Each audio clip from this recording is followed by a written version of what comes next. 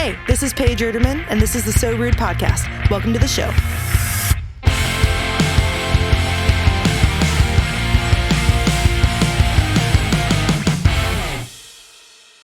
Hey everyone, and welcome back to the So Rude podcast.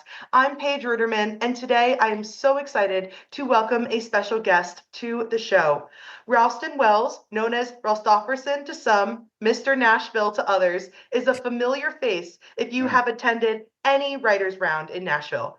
Ralston plans shows for Radio SoBro, a digital radio station based in Nashville, Tennessee, co-hosts and sponsors many writers' rounds, and is a staple, frequently writing all over town. I met Ralston similarly to so many other people at NSAI and at rounds around town, and I am so excited to dig into his journey to Nashville, his experience as a writer in town, his work with Radio SoBro, and more. Ralston, thank you so much for coming on the So Rude podcast. Thank you, Paige, for inviting me. Thank you for having me. Oh, I'm so excited. Don't get rude with me today. If you get rude with me today, I'm just going to get rude right back. All right, we'll see if we get there. We'll see if we bring any sass into the episode. But I know I talked a little bit about you and gave a little bit of your background, but can you tell us a little bit more about you and, what brought you to Nashville and where are you from? I'm originally born in Chattanooga and moved around a little bit, but I moved up from Atlanta. I lived in Atlanta for like 22 years. And I moved to Nashville on April 1st, April Fool's Day, 2018. So does that make me a fool to move to give up everything, to move to Nashville on April Fool's Day? I think it makes you committed. And you're like, I'm chasing the dream, foolishness or not, Well, I guess I don't want to be a fool, so I came up on Fool's Day. But seriously, I closed on my house in Atlanta that day, and I already moved everything up here, so I just jumped to my Jeep and came on up. So April Fool's Day, 2018. Wow. Had you been making trips to town before that? Yes, I've been coming up, driving up, 4 hours up, 4 hours back, or 5 hours up, 5 hours back from Atlanta quite often. And then just got tired of doing that, So yeah. I moved up here and joined NSAI. I joined it before I came up here, and that's where I've met majority of the people that I know now. Or it all branched out from there. You met this person, and they introduced. It all started at NSAI, and just a great organization. I always encourage people moving up here to join NSAI. I mean, it's so inexpensive for what you get. Yeah, and like you said, such a great way to meet other people. Like, it's a home base for everyone interested in the exact same thing that you are. Mm-hmm. And everybody, a lot of people that are moving up here are like, how do I do this? What do I do? I want to write songs. And, as Lance Carpenter and a lot of people say, you really don't know how to write a song till you write 100 of them. And that's not knowing, how to write melodies or lyrics, but you don't know how the process works. You don't know the publishers, don't know a record deal, don't know a pub deal, don't know who's moving up, who to write with. You don't know until you go through 100 songs and meet a ton of people. Then you kind of go, oh, I see how Nashville works. And you still don't know, but you have an idea. It's like you don't know how to climb a mountain until you start climbing the mountain and do, go up half the mountain. You kind of go, oh, wow, I kind of know what I'm doing now. So, move to Nashville, guys. Yeah. No. There's too many songwriters up here anyway. Don't come up here. We've got 7 songwriters a day moving to Nashville. That just blows my mind. 82, is that like the statistic? Yeah, like 82 or 7 people in the music business, and everybody in the music business is a songwriter anyway. But 82 people a day are moving to the Nashville area, and a lot of them are healthcare and what have you. But the music businesses, you just look around, you see new people all the time on every round. I go, who are? I don't know who they are, and I run across new people. Like I've moved here 7 years ago. started doing Instagram soon after that when it became hot. I haven't been able to follow anybody new for almost over a year and a half because I hit 7,500. They only let you follow 7,500 people. A billion can follow you, but only you can follow 7,500 people. So I hit that because you guys in Nashville, I can meet 5, 6, 7 new people every day. And everybody goes, how do we get hold of you? Or I go, how do I get hold of you? They go, here's my Instagram. And before you know it, you've gone through 7,500 people. And for me to add another person, I have to go back and delete. I think I've deleted all my friends from Atlanta. I mean, because I still stay in touch with a lot, but I don't follow them on Instagram.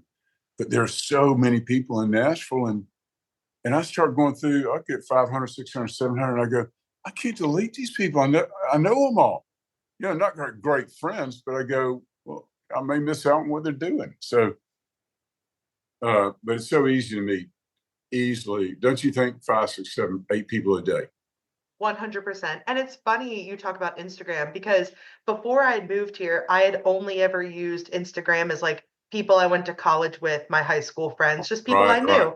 It is like your business card. It's like your contact here in a way that I had never seen before. But like, yeah, that's how, let's connect. What's your Instagram? Yeah, it's not phone number. I mean, it can be phone number if you want to get, but DM is so much safer than giving out a phone number. So a lot of people just go, here's my Instagram handle. Yeah.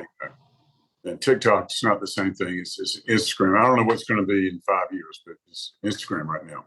Yeah. Facebook is gone. I don't think anybody jumps on Facebook anymore. I don't think so.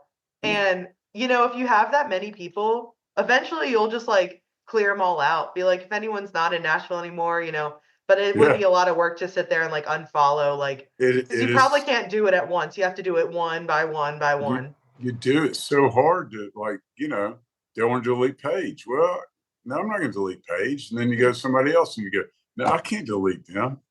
So I don't know what started that, but I just go out every night and you just meet some, but it all started with NSAI.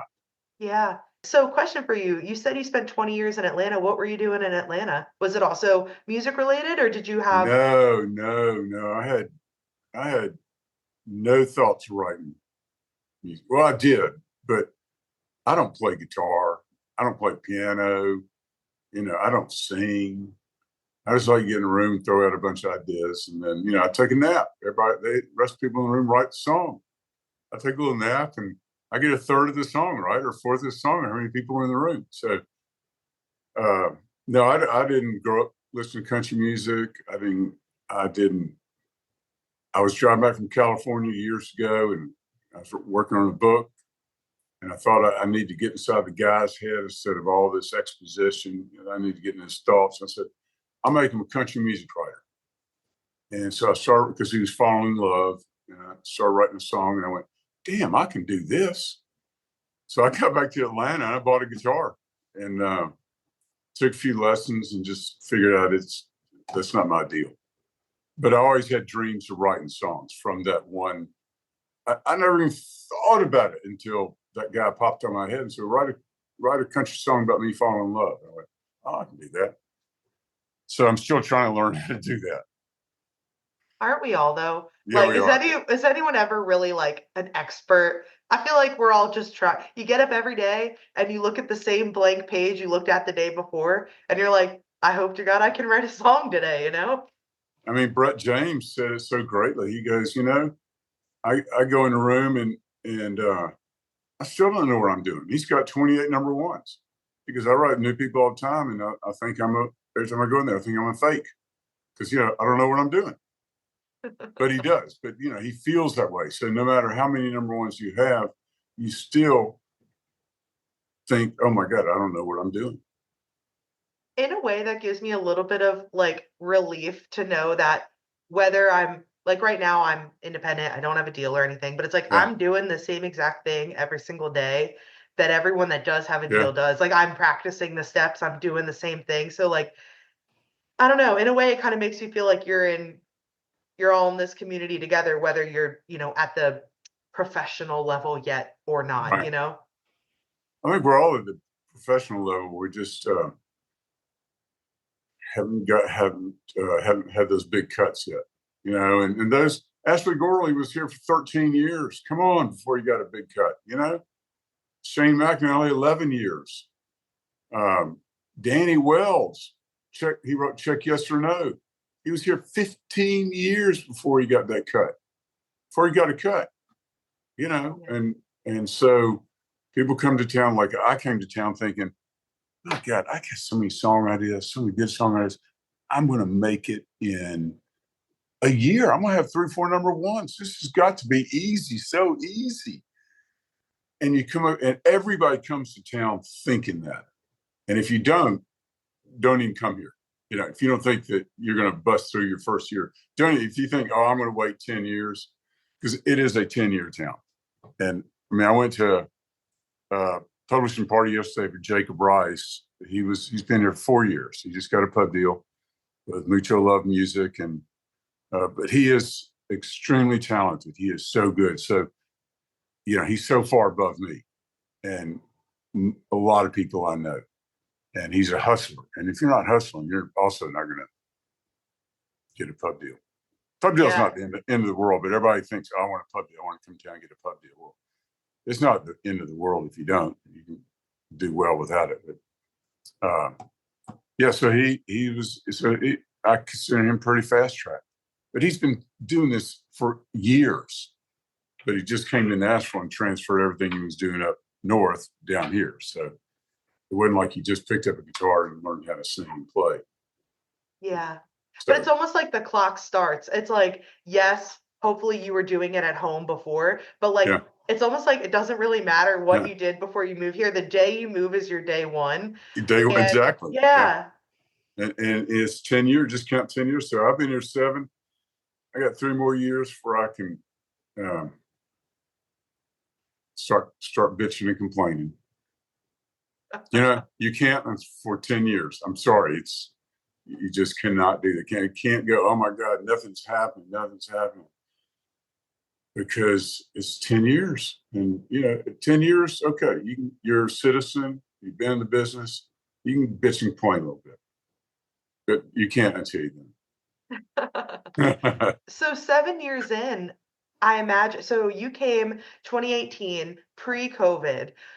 What kind of change have you seen in the time that you've been here? Like, have you noticed any changes around the city? What we're doing now, Zoom. Yeah. During COVID, we Zoomed a lot. And really that changed everything. You write with people out of the state, out of the city, and before you didn't think you could do that. But now it's natural just to get on Zoom and tighten up a song or talk, write with someone out of town. I much prefer it, in person, but I still do a lot of Zooms. And I think that's the biggest thing that's changed. And the number of songwriters moved to town. Really? And the number of rounds. When I first came here, there weren't that many rounds going on. We had Belcourt Taps. We had the local wasn't there. Is another bar. They were doing some stuff, but there were not that. Everybody has a round now. There's so many name brand rounds, but there weren't. Like I did a bunch of Belcourt Taps, and I just said, Ralston Wells and friends. And other people had, oh yeah, we do this, and then I started smoking in the row with Jason Goolsby. But there weren't that many rounds or that many places to go. Now there's, hundreds. So with the number of, artists and songwriters moving to town, that just more and more places needed to open up. So, yeah. And just always moving pieces. Yeah. And it's like for every new one that pops up, one ends too. Like you finally learn about one, and then you're like, all right, I'm going to check it out. And then they're like, oh, they haven't posted in 3 months. Like they're not doing it anymore. You know what I mean? Yeah, because it's a lot of work. You think, oh, I'm just going to get some people together. But no, you got to do the flyer. You got to get the people. Then they cancel them. You got to make a new flyer. Then you got to repost it. Then you got to, it's work. So I used to do like Aaron Schill does national tour stuff. That guy is a hard worker. I mean, he does 2 or 3 a week. Ward Gunther, he does Whiskey Jam twice a week. That for 12, 13 years, that is a lot of work. Yeah. And then, they're all, push light pickers. They do, Terry Jo Box. My God, with Freak Show, she does it twice a week. And it's a lot of work. So, but, what else are you going to do? Totally. We're actually the So Rude podcast. We're so lucky. We had Aaron on an episode last year, and it was a really fantastic episode for anyone interested in like booking rounds. So I'll make sure to link that down in the show notes in case anybody missed that episode and wants to go check it out. But even just hearing you talk about all the different rounds, all the different players, the background, the history, you are so well versed in just like Nashville lore. How do you learn it all? Like I said, I still don't know anything. You know a lot. You definitely know. I really don't. I really don't. I just, I figure I just go out every night, 6 nights a week. A lot of times, maybe on Saturday, I don't go out, but there are rounds Sunday, Monday, Tuesday. Like after this podcast, I'm probably going to go over to the local. Or there's one going on Annecy Blue, or there's always one at Lava. So there's always a round going on. Bobby Zodlauer. They've got, Virgin Hotel. But there's probably, I would say, within Nashville's, Franklin and Nashville to Donaldson to Mount Juliet, there's probably 100 places right now at 7 o'clock having rounds. And each of them have 12 writers each. So you're thinking there's probably 1,200 writers singing out tonight. And then you know what's going to happen tomorrow night? Another 1,200. Yeah. And some of those writers may go to this other round and sing. But there's, if you want to sing out, it's so easy. And people go, how do I get in that round? Well, you just go hang out and get to know the people. People think, well, I email them all the time, but they're not answering. Well, they also get 200 emails a day, people wanting to play. And the Nashville is a community. So if you gotta be part of that writers around community to get to play. You just can't send emails. Like people go, I want to play at the list room. I send them emails. Well, you got to go see everybody. You got to be FaceTime. And you got to go out in rounds. And so anyway, I just go out every night. Yeah, that I actually was specifically going to ask you about that because every single time I ever go out, I see you, or I'll see you at some point during the week. Wow, you are so committed. Like how do you keep that up? Well, I'm not that's married. Exhausting. I'm not married. I don't have kids. I try to sneak out of most rounds about 10 o'clock. I do that Irish goodbye, just walk out the back door, no one sees me go, and then I'm usually there from 7 to 10. And the rounds that I host, I like them in at 10. I can go home at 10:30. 100%. But most of them go to 11 o'clock, and I just go, that's late. I get up at 6:30 every morning, so I'm just got stuff to do. So, but just you go out. I mean, I see you out. I see everybody out. Yeah, you know who goes out and who doesn't go out because you're out. I'm out. Yeah. So. Yeah. But it's there's so many good rounds and so many good artists and songwriters, and that's where you meet everybody. You don't meet anybody in the daytime. I mean, when was the last time you met somebody in the daytime other than at NSAI? I was going to say that's the only time. You don't meet them at the convenience store. You don't meet them at meetings. You don't meet them, but you meet everybody you're going to write with at night. And I mean, I don't drink. I used to drink, used to party hard, but I don't anymore. So I don't need to go out and have a beer or a drink. I drink, unsweet iced tea and still have a good time, still meet people. So you don't have to go out and like, oh man, I just can't afford that beer all the time. Well, you don't have to, you don't have to drink. I will say one thing about Nashville, though, if you have a drinking problem when you come here, you will have a drinking problem after you get here. If you think, oh, I don't need to, I drink just to get happy, but then you're going to be drinking every night. I need drink to be friends. I need drink to meet people. Well, you'll become an alcoholic very quick. Yeah. So, So it's easy to say. You know. So anyway, water with a lime in it makes you look like you're drinking. Yeah, or I'm a Diet Coke girly. No one knows, you know. Diet Coke. I'm an unsweet tea guy. Yeah. But the thing is to go out and meet people.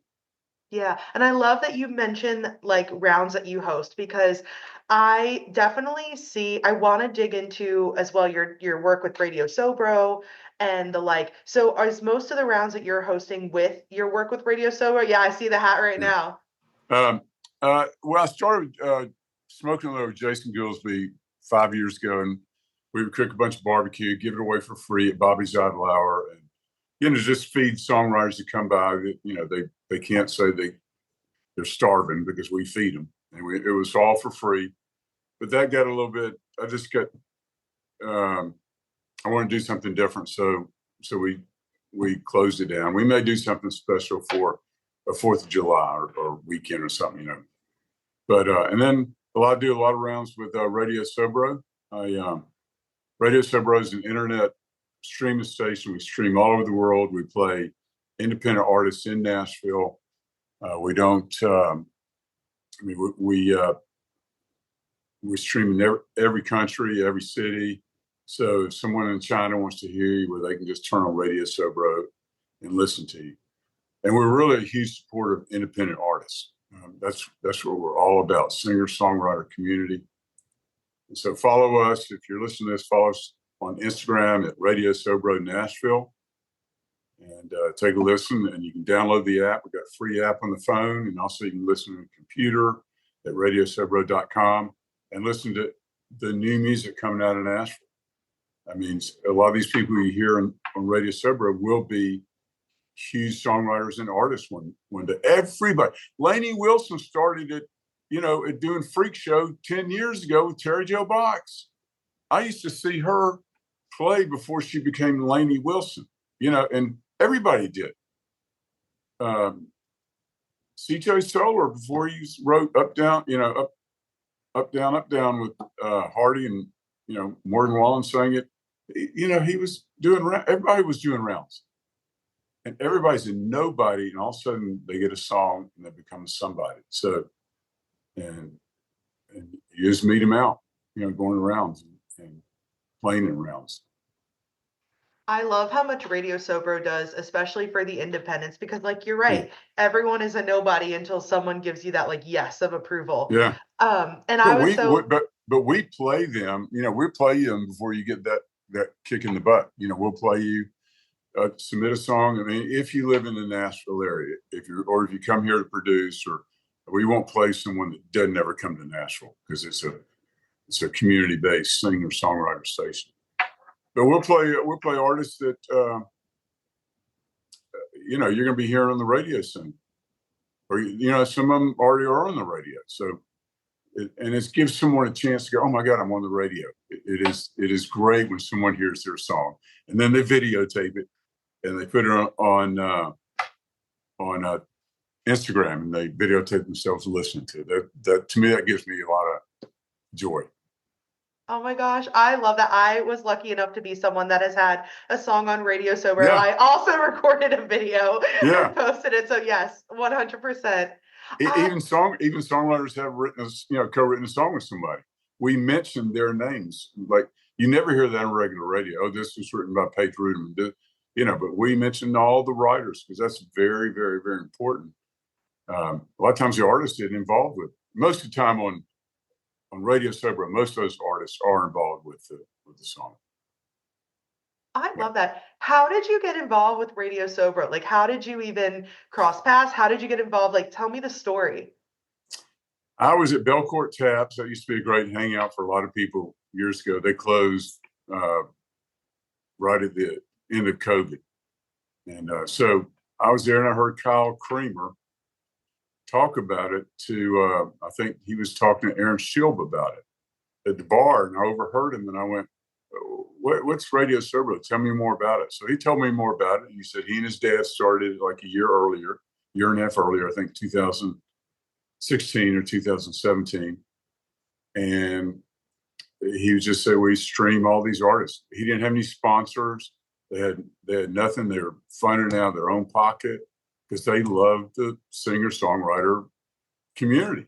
They said, we need to support these. No one else is supporting these people. No radio station cares about these people that are working their tails off and putting out music on their own. I mean, there's no way for them to get heard. A lot of times they can't even get on Spotify. So they said, so Al Creamer and Kyle Creamer said, let's give them a chance.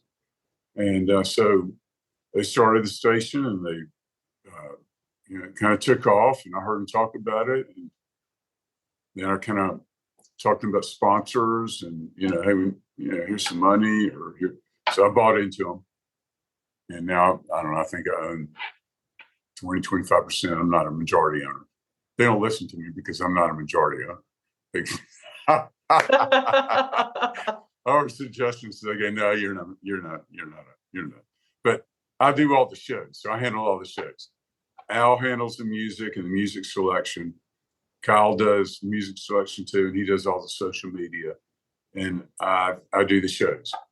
So whether it be a takeover of Terry Joe Box's Freak Show or Mark Chandler's Grindhouse or anybody's, I do those, or we do our own rounds too. And then we have shows at the Listen Room that we do with big artists. Big songwriters, big artists. We do that only like with MoonPie and Truist Bank and Kroger. We do that 2 or 3 times a year. And we put the artist pictures on MoonPie boxes. Do you really? That's so cool. Oh my God, you never seen one? There. Wait, no, I gotta see one. Here's our latest one. You can see that where you got. Oh my God. We got Bella Hudson, Scott Sepikoff, Molly Lovett, and Ben Williams. I've had probably close to 40 number one writers on these boxes since we started doing this 4 years ago. Ralston, you're a marketing whiz. I've had Earl Bud Lee, Tyler Reed, Trent Tomlinson, Megan Maroney.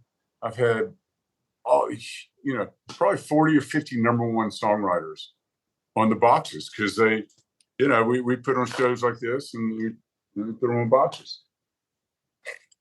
And I get that. And they're not for sale. We only do it for fun.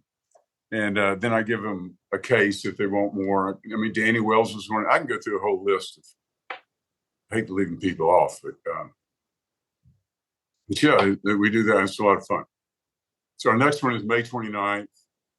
Got Jordan Dazzi, Caitlin Croker, and Jacob Rice so far. I need to get one more. Wow, that is incredible. And also the growth.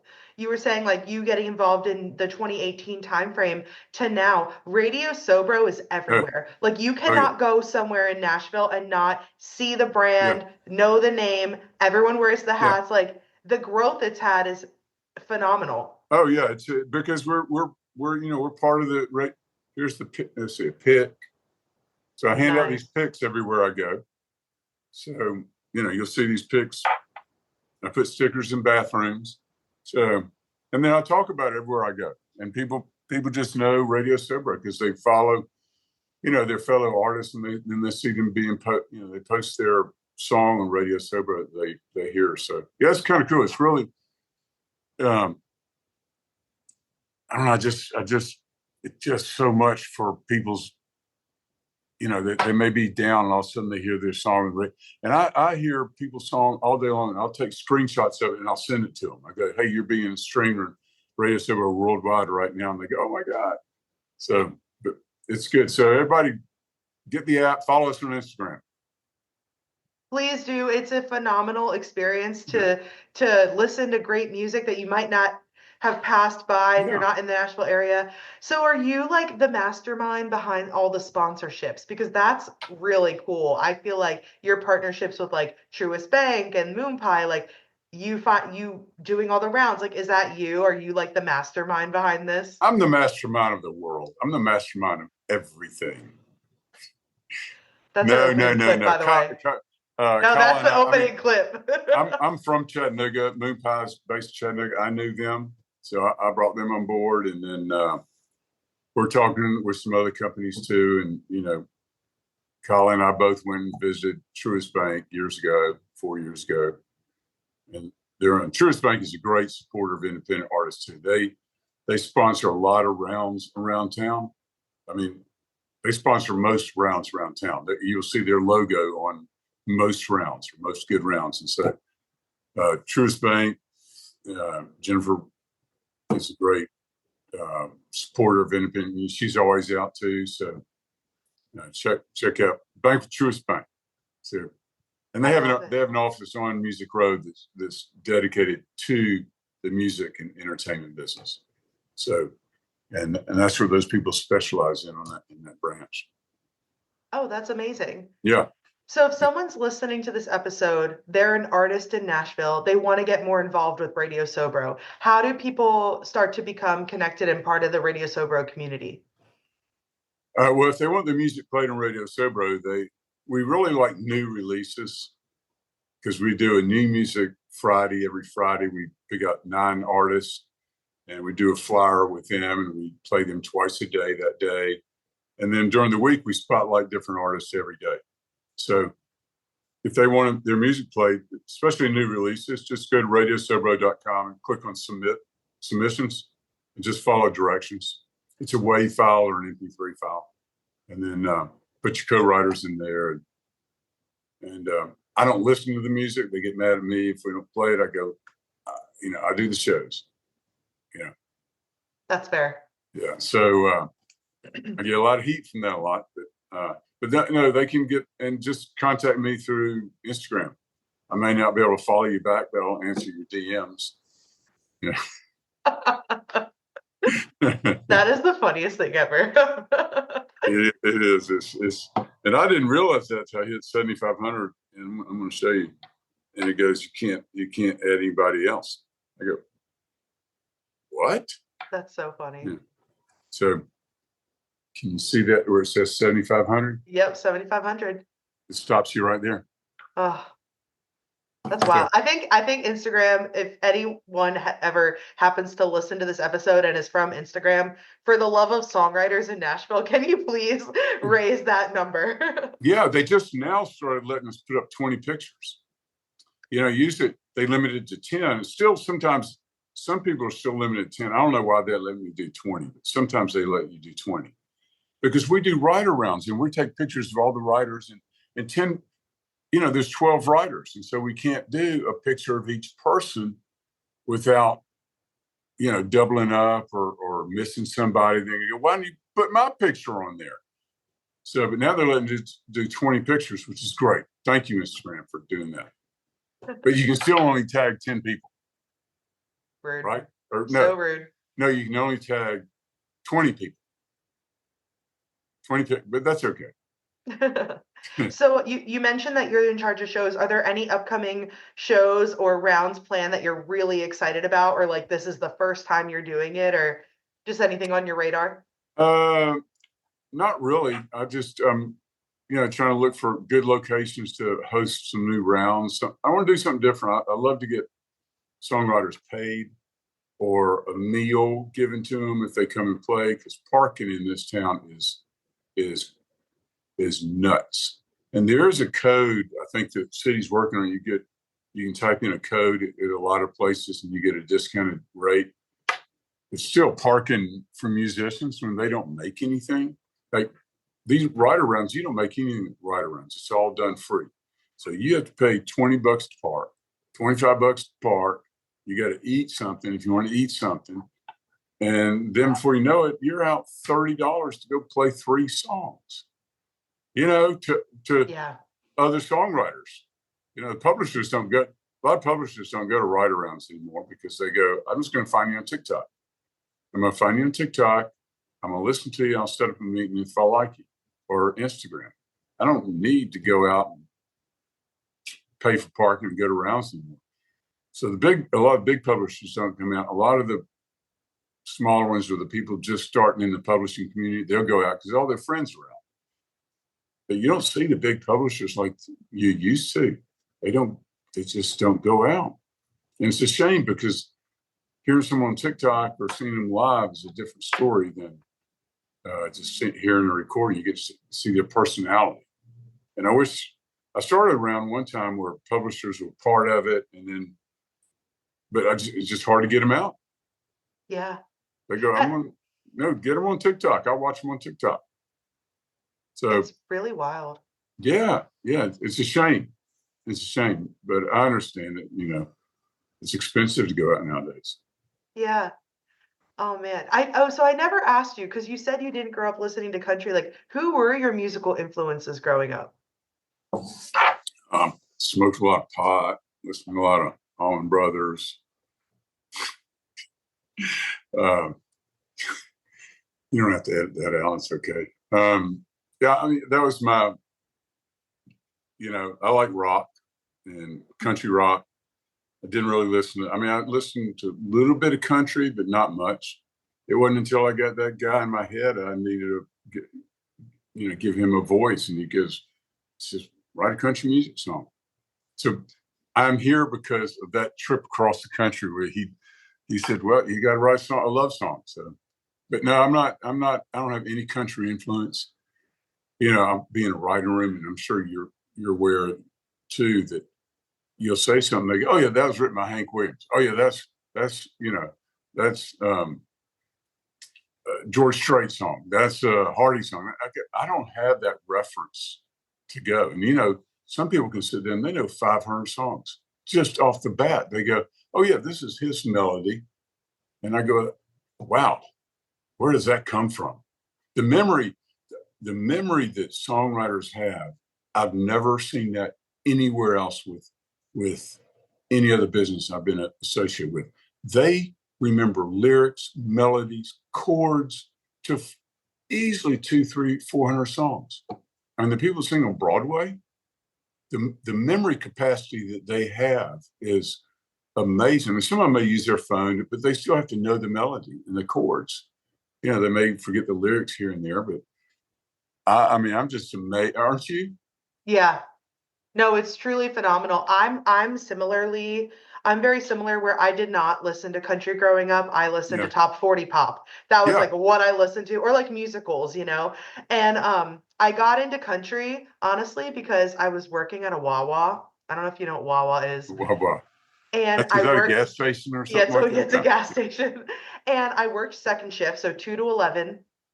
And whoever the supervisor was got to pick what you listened to. And I always worked with the same guy, and he always played country music. So It's like the beginning, you're like, really? This is like all we're going to listen to. And by the end of that first summer, I was like, all right, I'm a fan, Yeah, I used to listen to a little bit of Tanya Tucker. A buddy of mine really liked Tanya Tucker in high school. We'd go duck hunting or dove hunting. He'd have on country. He was a big country music fan. But that's really all I, ever listened to. And so, but I grew up Allman Brothers. That was my band. Oh, I love that. So the countries, I love country now. I just love the stories. I love the hooks. I love the, how you spin a hook and you go, oh, and I love when people hear that hook, they just kind of go, oh, I get it, and not every song has to have a hook, but country music is known for hooks much more than pop. It's all about that last line. How do you deliver it? And that tells the whole story about the song. Yeah. So I really love that. And I think I don't know about you, but I start with the title most of the time, because I don't hear music, I don't sing, I don't hear melodies, none of that stuff.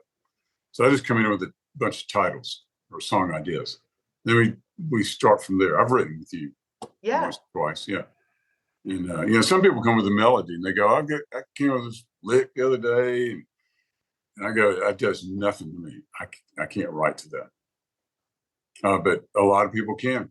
They're musically inclined. They grew up with music in their brains, and the synopsis and everything is, it fires on music. Mine doesn't do that.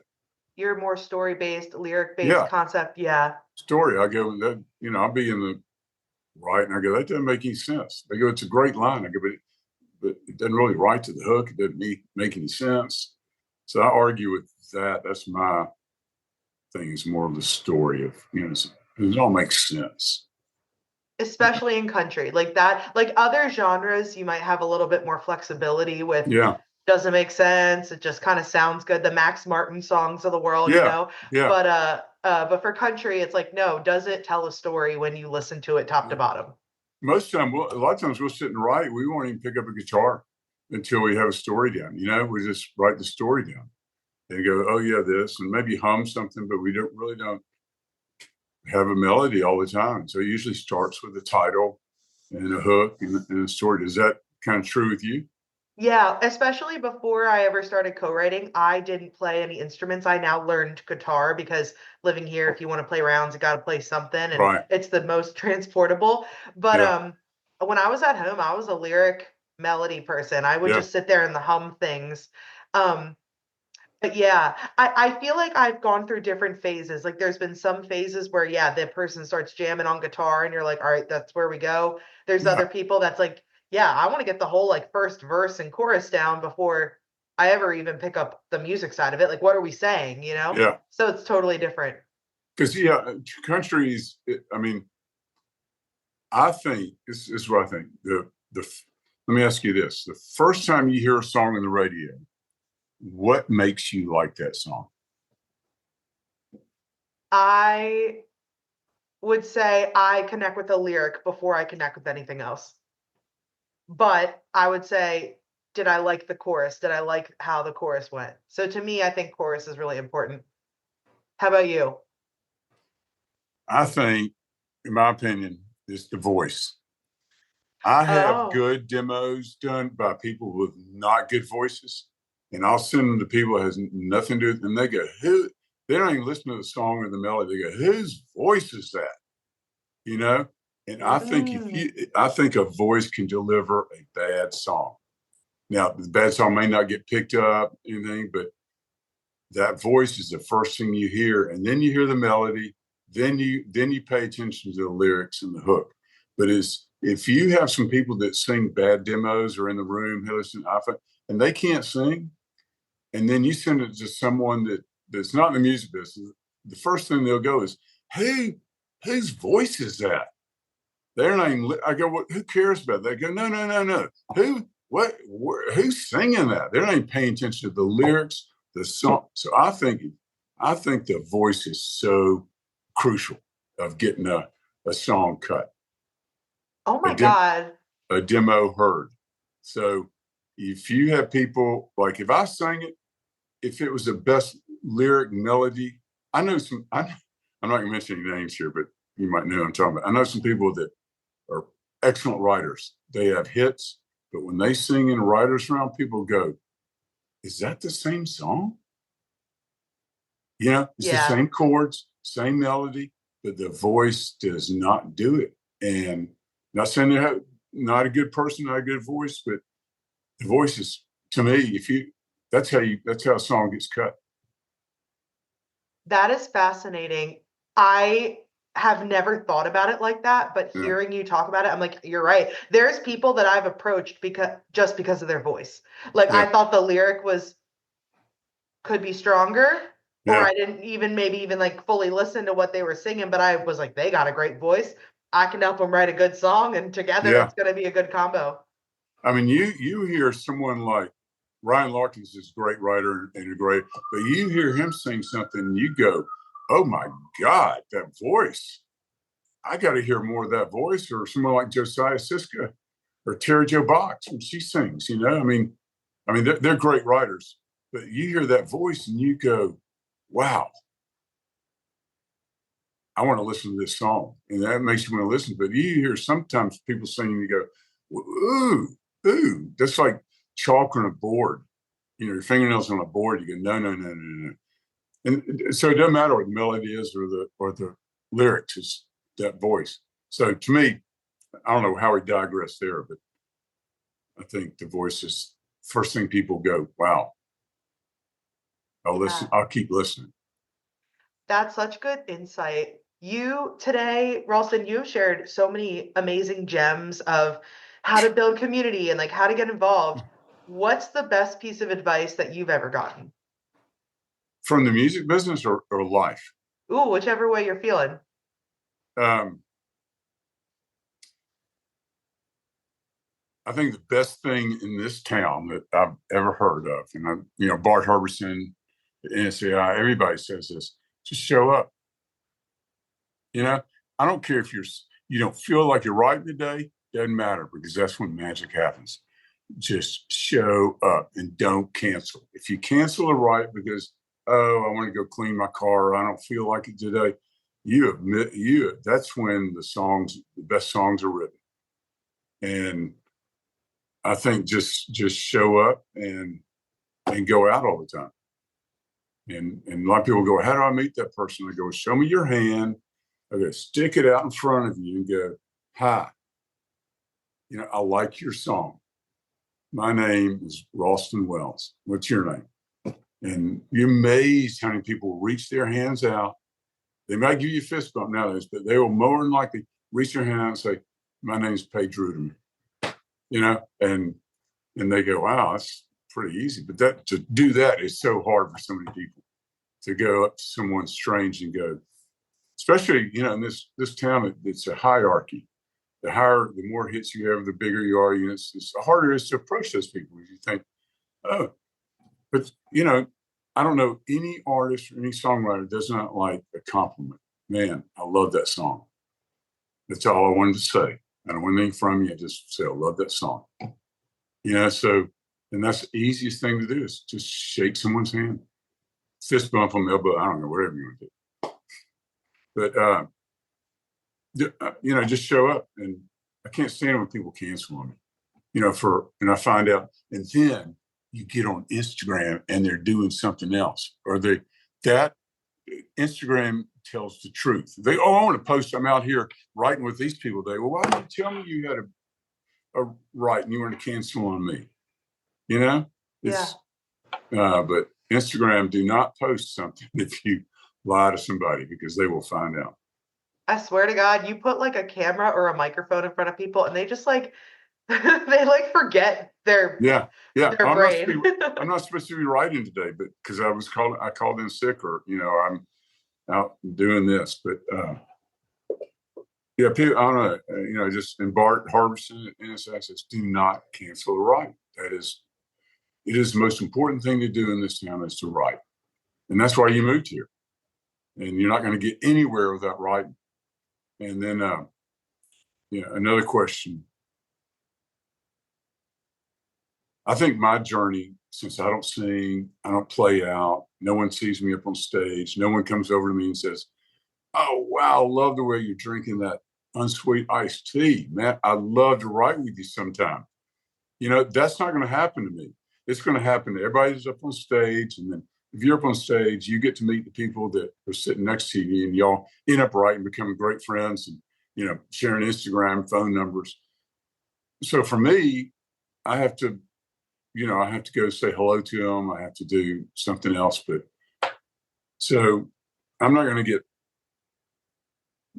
get cuts by sitting there with an iced tea. So I think my route is find a young artist or an old artist. I don't care if they're young, whatever. This sounds so built on young, but find an artist and write with them, and hopefully they take off with your song, and you're in there on their magic carpet ride. Because I'm not going to right now. I don't think I want to get in rooms with these huge writers. A lot of people think, I want to get in a room with the Warren Brothers. I want to get in a room with Craig Wiseman. No, you don't, because they didn't start out like that either. They started out and they found an artist they wrote with, and next thing you know, that artist took off, and they took off with him. Look at Luke Bryan and Dallas Davis. They knew each other back in Georgia, and they were good friends, and they came up together. And Luke Bryan would come in from the right, from pitching songs. Damn, no one paying attention to him. He do know the writers around. Next thing, he took off, and now Dallas has 18 number ones with Luke. So, wow. But there was two guys from Georgia, Yeah. And they kind of rode each other's ship up to, Luke's great, and he's a great writer. Dallas is a great writer, but that's how they got going. So I just think by finding young artists and writing with them, not young, they can be any age, but early artists, whatever that means. Yeah. Young beings getting started. Because you thinking you're going to write with these big artists, it's not. If you get a publishing deal, it's a lot easier because the publishers can hook you up with them. But there's only 3% of people in town that have a publishing deal. Wow. Compared to this, who do you think? 25,000 songwriters in this town? Yeah. What's the statistic? Like 150 signwriters? That's like, and that's probably being generous. No, there's probably 400. Probably 400 total. Sony has 100 and something. Oh wow. Okay. Yeah, so there's probably like maybe. I think one time the town could support 400 songwriters on a payroll. So probably 400 or 500 signed songwriters. Rest of the 25,000, and there's 2,000. As we sat here today, there were 2,000 songs written today in Nashville, and that's 500,000 a year. Country songs written in Nashville, and how many make it to number one? Maybe 35 a year. Yeah. Because some stay number one to 2 weeks, some 3 weeks. But so it's probably 35 number one songs a year that make it to number one out of 500,000, 500,000 that get written in Nashville. There are 2,000 songs written today. I wrote one of them. I wrote one of them. Okay, that's And out of the 400, 500 signed songwriters, they had to write them today. So, and that's not including the 25,000 other people. I mean, that's probably on the conservative basis too, 2,000. But when you think about it, that's a lot. Yeah. Do you ever think we're crazy? Do you ever think like, damn, we really picked an interesting lane, What day did I move up here on? April 1st, 2018. April Fool's Day, right? Yeah. Yeah. I think about that a lot. Yeah. I think if someone doesn't think about it, they're not normal. Yeah. I see so many talented co-writers that go, man, just nothing's happening. Nothing's happening. But you know what's going to happen tomorrow? They get up and write a great song and boom. Or a song they wrote 5 years ago. They could pitch that or someone could hear that and go, and there's so many songs that people written 5 years ago that get cut. I read it to Chris Wallen, an article in last Sunday's paper. Bart Harbison interviewed him, and song he wrote 5 years before, I think it was Kenny Chesney, picked it up. But so they can lay around for years and I mean, I'm sure you have a lot of songs you think this is really good, but just hadn't figured out a way to pitch them yet. Yeah.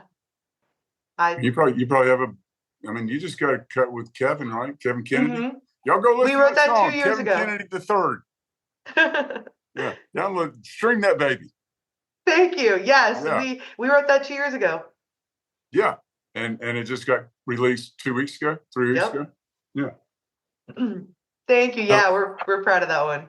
I think the journey of a song is some like, I think God's Country about, that was Blake Shelton sang that one. I think within a month of them writing it, it was on the radio. It can happen quick because Spotify's there. And you have the radio team. You can get things done and put on the radio pretty quick. Yeah. Speaking of Radio SoBro, make sure you check it out. Download the app. Check out the website. Heck yeah. Submit the songs.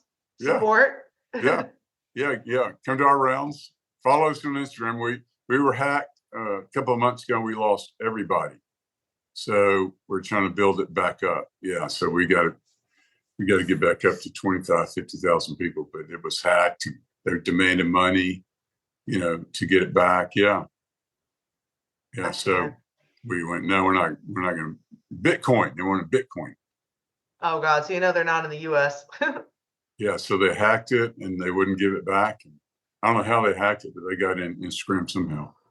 Oh no. So be careful out there. Yeah. So are you writing a bunch of songs? You got some good songs you part of? Yeah, I got if what everyone said happens, I think I have about 12 keyed up coming out over the next year. That's fantastic. And you. when did you move here? July 31st will be 3 years. Okay. So I consider you fast track then. Thank you. I mean, all independent artists, amazing people that I've met, to your advice, going out, shaking their hand, meeting them in person. But yeah, all people I've just met around town. Well, Mary Cutter, who is a great example, she is a great writer. You know, she's an artist now. Always been an artist, but now she's focusing on artists. I think she had 80 independent cuts, and before she got her deal. And so you got to look at, if you get on musicrow.com, which is a great thing to subscribe to, you see all the artists getting all the writers getting cuts. I mean, getting signed. They all have multiple cuts with a lot of independent artists before they're going to get in, because the publisher wants to start making money right away. I'm not going to make a publisher money until I have cuts. You know, so they don't care about hiring, you know, unpolished writers. They want the writers that already have cuts. And so, you know, that's when you Schedule A, so they start making money from those cuts.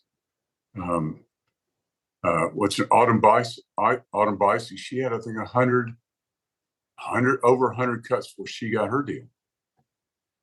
And so you got to build up those independent cuts before they're going to take notice of you. Because there's too many people out there that have, you know, 50, 30, 40 independent cuts that are not getting signed. But the publishing deal is not the end all, you know? Yeah. Everybody thinks it is, but I think a lot of people, once they get it, then they go, well, no, it's not the greatest thing to give you a draw. You got to pay it back. You know. So, yeah. But they set up rights for you. They give you a community to work with, and they give you an office, and you know, so it's a good deal. Yeah. If you can get a good deal, it's a good fit. Yeah. Yeah. So do you have any like particular co-writes or artists that's on your bucket list that you're like, I would love to write with this person one day? So, you know, big or not big? No, I don't want to give any names out because that would be. I love writing with everybody I like to write with, except one person. Yeah. I'm kidding. And everybody's going to go, God, am I that one person? Yeah, we'll leave that out. I cut it out. Y'all no, leave that in, because that's kind of funny. People go, am I that one person? Yeah, I like writing. Now I just love writing with everybody, and you know, I'm not the best writer. I consider myself a good fourth writer in the room. I don't sing, I don't play guitar, I don't do melodies, but I love the story. So I love to come in and pitch ideas and work on the story end of it. And so, to me, I need people to write songs with. I mean, I can come up with lyrics and like that, but I need a co-writer to write melodies. I need Elton John to Bernie Taupin, you know. Yep. I'm not like Paul and George or the Beatles, and where they can do it on their own. But you know, a lot of people. I don't know that many people that are just lyricists. I know a few, but most people in this town were big in their small town. Oh, you need to move to Nashville, man. You can play the guitar. They come here and then they go, oh my God, wow, these people are good, you know. And then you got to compete against the best of the best of the best, because the best of the best of the best are here in Nashville. Yeah. It's like being in high school and being the best at high school, and then you go to college and you go, you know, I mean, football player, you go to college, you go, shoot, I'm on the third string. You know, I'm never going to make pro. So you don't make pro. And so this town will weed you out too. So this 10 years, I got 3 more years to go. You're going. I'm good. You know, I'm good. I'm good. I'm not complaining yet. I love it. Ralston, thank you so much for coming on the SoBro podcast. Paige, thank you. It was such a blast getting to chat with you. Yeah. And every time I have a guest on the show, I always end with the same final question, which is, what is one thing you would tell your younger self? Watch out for April Fool's Day, because that could be a crazy day in your life. I would say I should have taken guitar lessons when I was young. I should have sung I didn't start singing. I didn't sing anything until 2 years ago. I've never sung in my life. So I've never formed vocal cords. I've never sung at church, never sung at school. I never sung anywhere. I just couldn't stand my voice. So I never created that. So I wish I could go back and say either go into acting at a very young age or buy a guitar and learn how to play. I love it. It's never too late. It's never too late. No, it's not. It is. I mean, it is too late for for certain things to happen. I can't be a star on stage. You got to be you got to be young to do to be on radio and do all that. But yeah, I can get on my own stage and sing.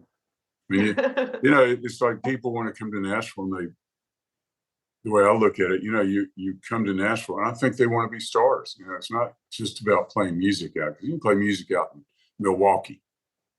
But I think you come here because you want to be a star, and you're competing with everybody else who wants to be a star. It's like American Idol in Nashville with 25,000 contestants. Yeah. Wow, you're so right.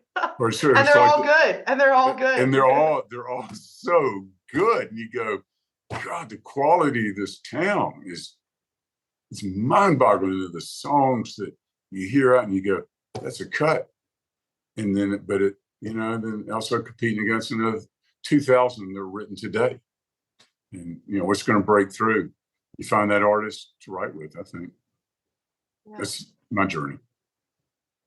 Well, Ralston, this has been absolutely amazing. Truly, thank you so much. I had a good time. It felt like 5 minutes. See, I told you. It's going to be good. It's going to be natural. I love it. If people are interested in connecting with you and following along with your journey as a songwriter, your work with Radio SoBro, where can people find you? They can find me any round in Nashville at night. From 7 o'clock to 10 o'clock, I will be somewhere. Like tonight, I'm probably going to the local. But DM me on Instagram. But I can't follow you back, so I'm following my Macs. Instagram won't let me follow you back, but I'll answer your DMs. It's Ralston_Wells. Amazing. Well, everyone tuning in, please go ahead and follow along with Ralston Wells at all of his contacts. And Radio SoBro. Follow Radio SoBro, more importantly than me. Yeah. And all of those links will be in the description, like the Radio SoBro Instagram, the Radio SoBro website, the Facebook page. All of those will be linked below. So that way everyone can follow along. I strongly encourage you, especially if you're in Nashville, but even if you're not and you're a music lover and you're tuning into the show because you're really passionate about learning the behind the scenes, the kind of backstage pass of music, this is a great opportunity to learn all of the up and coming artists that are going to be on your radio programs in the next couple years. And if you're not already following along the So Rude podcast, please follow us on Instagram and TikTok at sorude.podcast. You can also find us on YouTube. We now post all of the video episodes there for you to find, along with Apple Podcasts and Spotify. And if you're a fan of the show and you enjoyed this conversation, you loved getting to meet Ralston and hearing his story, please make sure to rank the show 5 stars. The growth of the show is going to allow me to continue to bring on great guests so I can continue to share their stories with you. And so that way we can all follow along. I listen to her on Spotify. So Spotify, that's how I get my podcasts. But listen to Paige, follow her on Instagram, listen to her podcast, and you'll see her out around Nashville here and there. Thank you Paige, so much. This has been great. Thanks so much. Thank you so much. Have a great rest of your day, guys, and have a good one. Bye. Peace. Thanks for listening. Be sure to subscribe so you can stay up to date with every episode. See you next time.